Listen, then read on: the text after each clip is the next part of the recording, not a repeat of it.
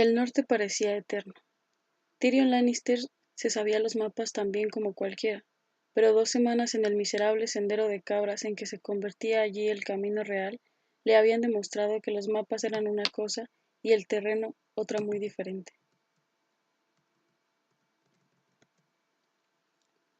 Habían salido de Invernalia el mismo día que el rey, en medio de la confusión causada por la partida real, acompañados por los gritos de los hombres, el relinchar de los caballos, el traqueteo de los carromatos y los chirridos de la enorme casa con ruedas de la reina.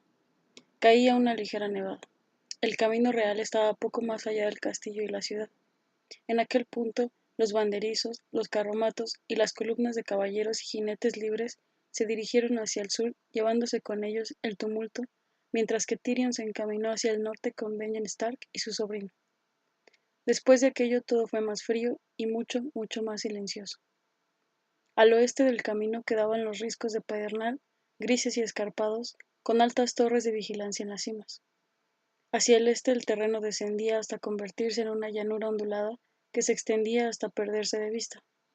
Vieron puentes de piedra que salvaban riachuelos de aguas turbulentas y pequeñas granjas que formaban círculos en torno a modestas fortalezas con cercas de madera y piedra.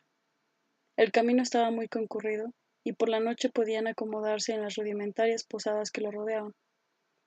Pero a 3 días de marcha de Invernalia, las granjas dejaban paso a bosques densos y cada vez se encontraban con menos viajeros en el camino real.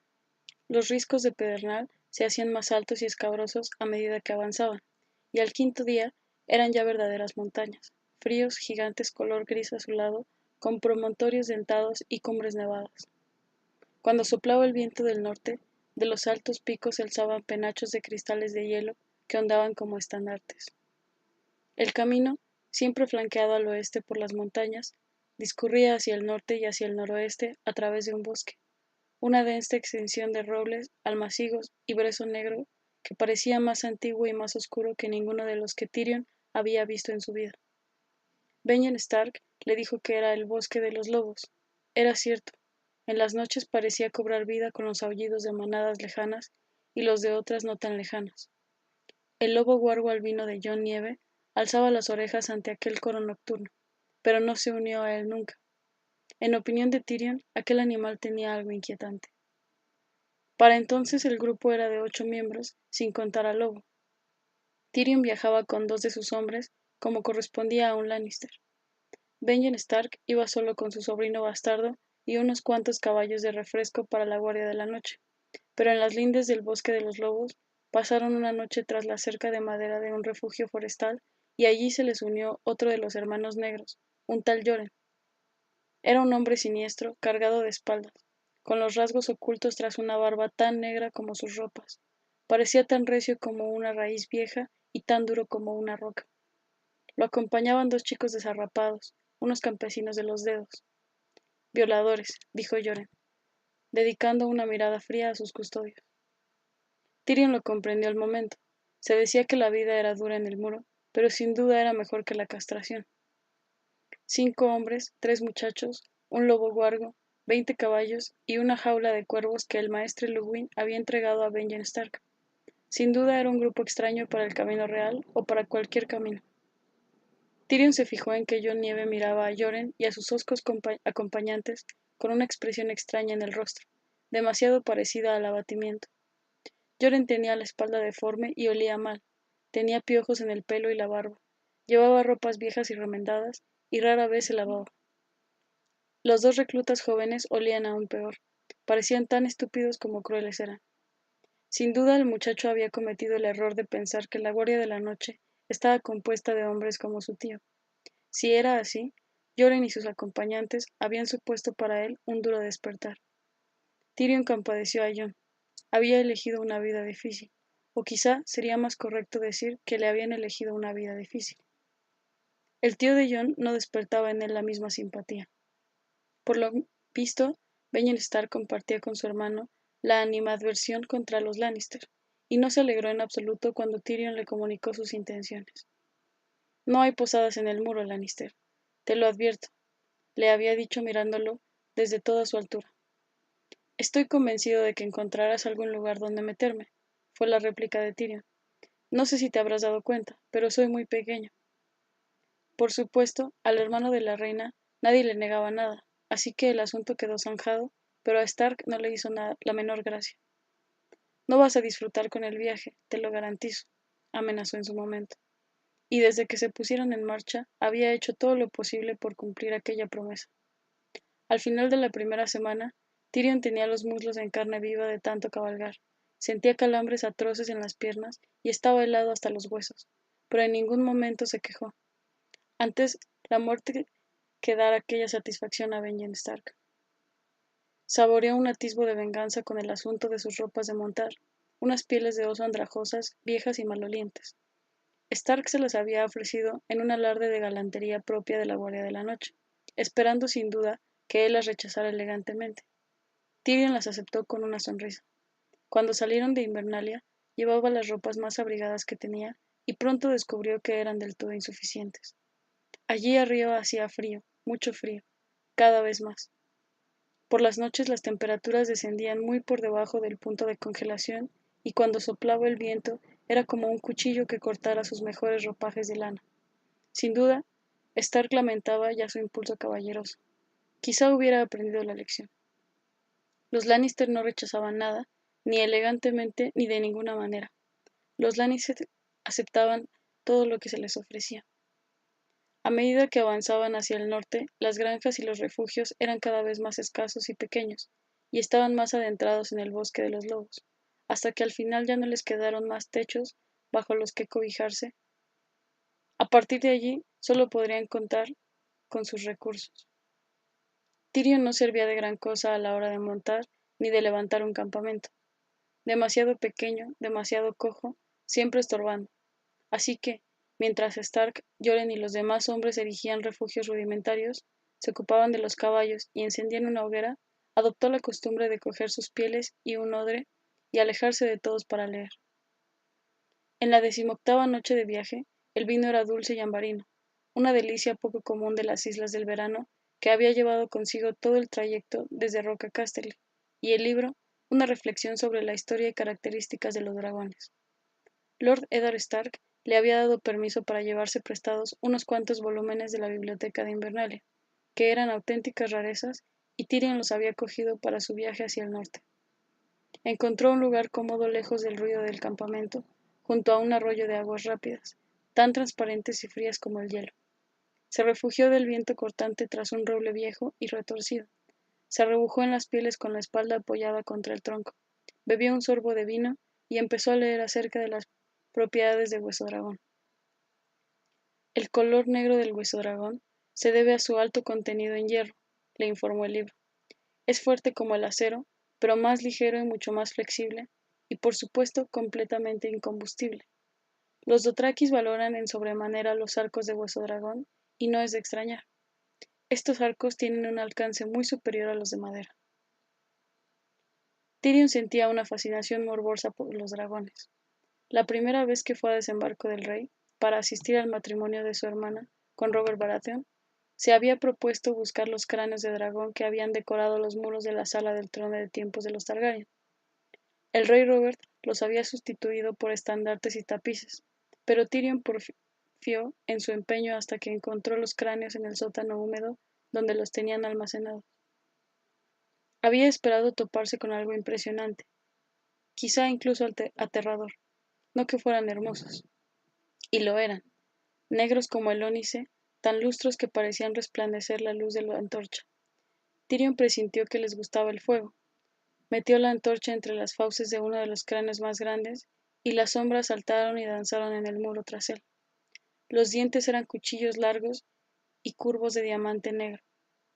La llama de la antorcha no era nada para ellos. Se habían bañado en el calor de llamas mucho más intensas. Cuando se alejó, Tyrion habría jurado que las cuencas vacías de los ojos de la bestia lo seguían. Había 19 cráneos. El más viejo tenía 3000 años.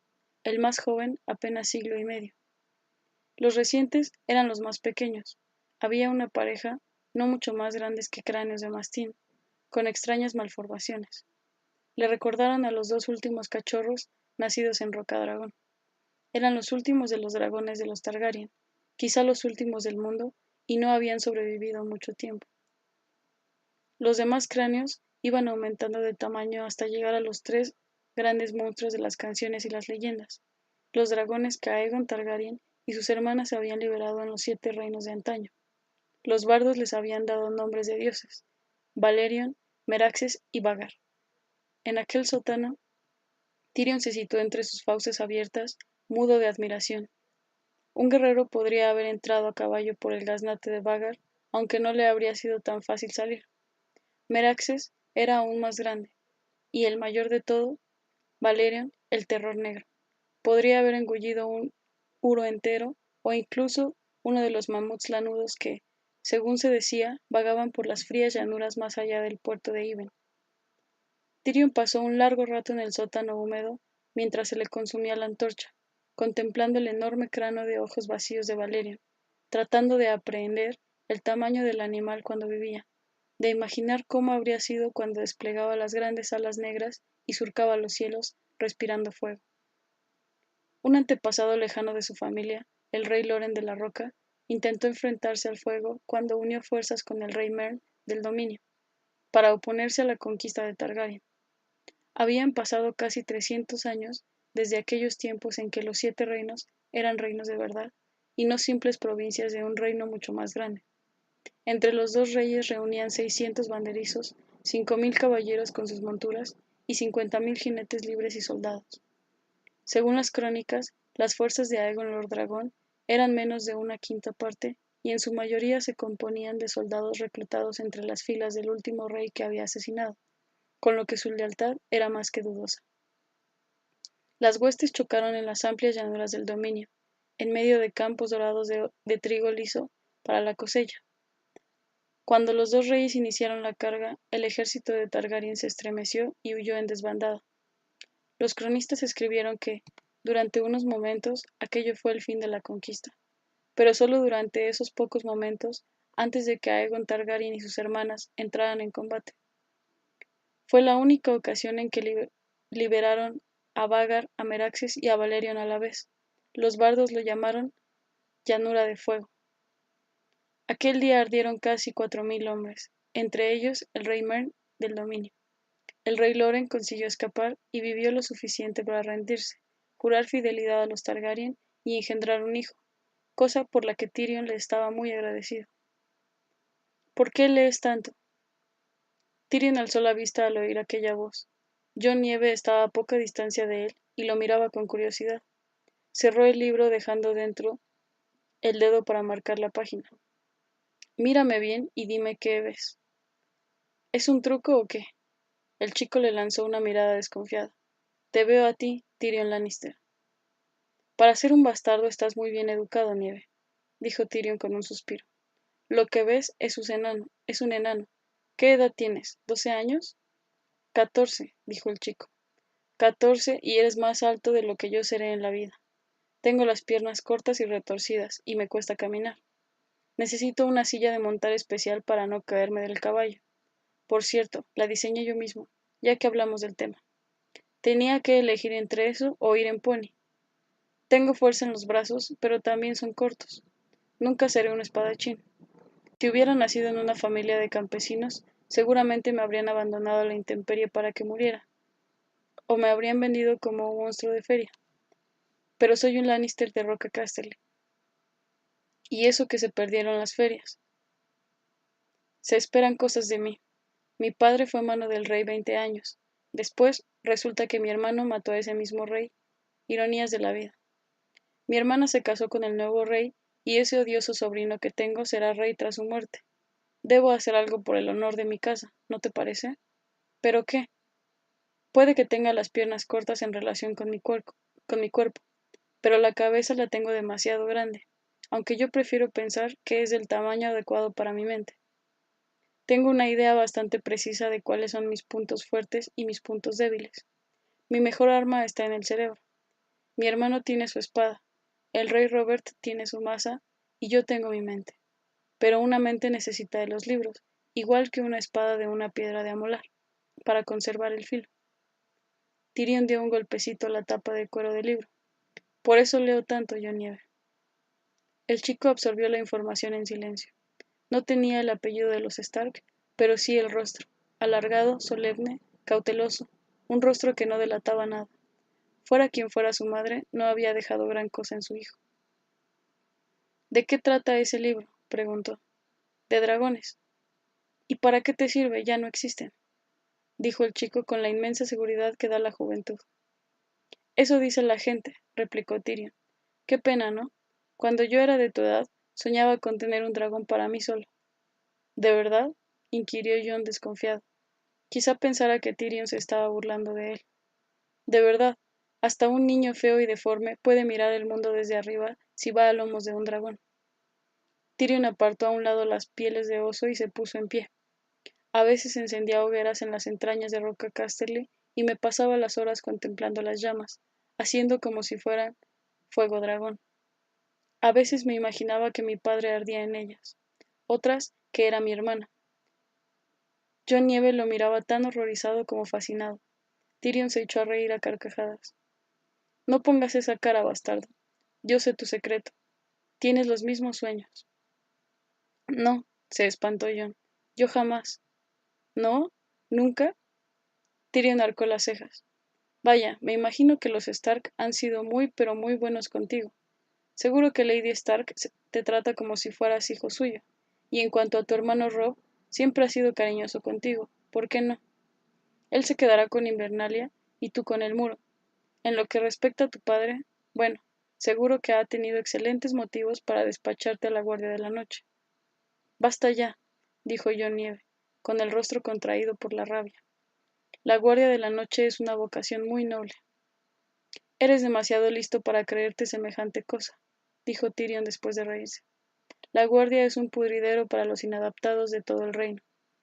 Ya he visto cómo mirabas a Yoren y a sus pupilos. Esos son tus nuevos hermanos, Jon Nieve. ¿Te gustan? Campesinos hoscos, deudores, cazadores furtivos, violadores, ladrones y bastardos como tú. Todos acabáis en el muro, vigilando por si aparecen Gromkins, Snarks y todos los monstruos con los que te asustaba tu ama de cría. Lo bueno es que los Gromkins y los Snarks no existen, así que como trabajo no es muy peligroso. Lo malo es que se te congelarán los huevos, pero pero de todos modos no te dejan tener hijos, tampoco importa mucho. Basta ya, chilló el chico. Dio un paso hacia adelante con los puños apretados al borde de las lágrimas. De pronto, sin motivo, Tyrion se sintió culpable. Se adelantó para dar al chico una palmadita en la espalda o murmurar alguna disculpa. No vio al lobo, no supo dónde estaba ni cómo llegó hasta él. En un momento dado estaba avanzado hacia Nieve y al siguiente se encontraba tendido de espaldas contra el suelo de roca dura. El libro se le había caído de las manos, el impacto lo había dejado sin aliento y tenía la boca llena de tierra, sangre y hojas podridas. Cuando trató de levantarse sintió un doloroso calambre en la espalda. Se había hecho daño en la caída. Apretó los dientes frustrado, se agarró a una raíz y se incorporó. Tendió una mano hacia el chico. Ayúdame, pidió, y de pronto el lobo estaba entre ellos. No gruñó. Aquel animal del infierno nunca emitía el menor sonido. Se limitó a mirarlo con sus brillantes ojos rojos y a enseñarle los colmillos, cosa que fue más que suficiente. Tyrion volvió a dejarse caer al suelo con un quejido. Pues no me ayudes, me quedaré aquí hasta que os vayáis. Pídemelo con educación. Jon acarició el espeso pelaje blanco de Fantasma. Ahora sonreía. Tyrion Lannister sintió que la rabia hervía en su interior y la dominó a fuerza de voluntad. No era la primera vez que lo humillaban y tampoco sería la última, y quizá en aquella ocasión se lo merecía. Estaría muy agradecido si me prestaras tu ayuda, dijo con voz dócil. Al suelo, Fantasma, dijo el chico. El lobo huargo se sentó sobre sus cuartos traseros. Los ojos rojos no se apartaron ni por un momento de Tyrion. Jon dio la vuelta para situarse tras él, le deslizó las manos por debajo de los brazos y lo levantó sin esfuerzo. Luego recogió el libro y se lo devolvió. ¿Por qué me ha atacado?, preguntó Tyrion, después de mirar de soslayo al lobo huargo y limpiarse la sangre de la boca con el dorso de la mano. A lo mejor ha pensado que eras un Gronkin. Tyrion le lanzó una mirada agria. Luego se echó a reír con un bufido de diversión que le salió por la nariz sin que pudiera hacer nada por evitarlo. Oh, dioses, dijo entre carcajadas entrecortadas. Sí, me imagino que tengo pinta de Grumpkin. ¿Qué hará entonces con los Snarks? Mejor que no lo sepas. John recogió el odre y se lo tendió. Tyrion quitó el tapón, echó la cabeza hacia atrás, apretó el odre y bebió un largo trago. El vino fue como un fuego fresco que le bajó por la garganta y le calentó el estómago. Luego se lo tendió a John Nieve. ¿Quieres? Es verdad, ¿no? Dijo el chico tras aceptarlo y beber un sorbo con cautela. Lo que me has dicho de la guardia de la noche es cierto. Tyrion asintió. John Nieve apretó los labios. Pues si es así, que así sea, dijo al final. Muy bien, bastardo, dijo el hombre sonriéndole. Casi todos los hombres prefieren negar la verdad antes que enfrentarse a ella. Casi todos, repitió John, pero no es tu caso. No, admitió Tyrion, no es mi caso. Yo no acostumbro a soñar con dragones. Los dragones no existen. Recogió las pieles de oso. Vamos, tenemos que estar de vuelta en el campamento antes de que tu tío convoque a los banderizos. El campamento no estaba lejos, pero el terreno era irregular y cuando llegaron tenía calambres en las piernas. John Nieve le tendió la mano para ayudarlo a salvar unas raíces protuberantes, pero Tyrion lo rechazó. Se iba a abrir camino por sus medios, como había hecho toda la vida. Aún así, se alegró de llegar al campamento. Las tiendas ya estaban alzadas contra el muro de un refugio que llevaba mucho tiempo abandonado y ahora le servía como escudo contra el viento. Los caballos estaban atendidos y la hoguera encendida. Joren se había sentado en una piedra para despellejar una ardilla. El olor delicioso del guiso inundó las fosas nasales de Tyrion. Llegó como pudo hasta donde Morrek, su criado, removía el caldero. Morrek le tendió el cucharón sin decir palabra. Tyrion lo probó y se lo devolvió. Ah, ya estás aquí, dijo Benjen Stark, saliendo de la tienda que compartía con su sobrino. No vuelvas a alejarte solo, Jon. Pensé que los otros te habían cogido. Fueron los Grumpkins, le dijo Tyrion con una carcajada. Jon Nieve sonrió. Stark miró a Joren desconcertado. El viejo gruñó, se encogió de hombros y volvió a su sangrienta labor. La ardilla dio algo de sustancia al guiso y aquella noche lo comieron junto a la hoguera, acompañado de pan de centeno y queso duro. Tyrion pasó de mano en mano su odre de vino hasta que incluso Joren se suavizó. Uno a uno se fueron retirando a las tiendas para dormir, todos menos Jon Nieve, a quien había correspondido el primer turno de guardia. Tyrion fue el último en retirarse, como siempre. Antes de entrar en la tienda que sus hombres le habían alzado, se detuvo un instante y miró hacia atrás en dirección a Jon Nieve. El chico estaba de pie junto a la hoguera, con el rostro imperturbable y tenso y la mirada fija en las llamas. Tyrion Lannister sonrió con tristeza y fue a acostarse.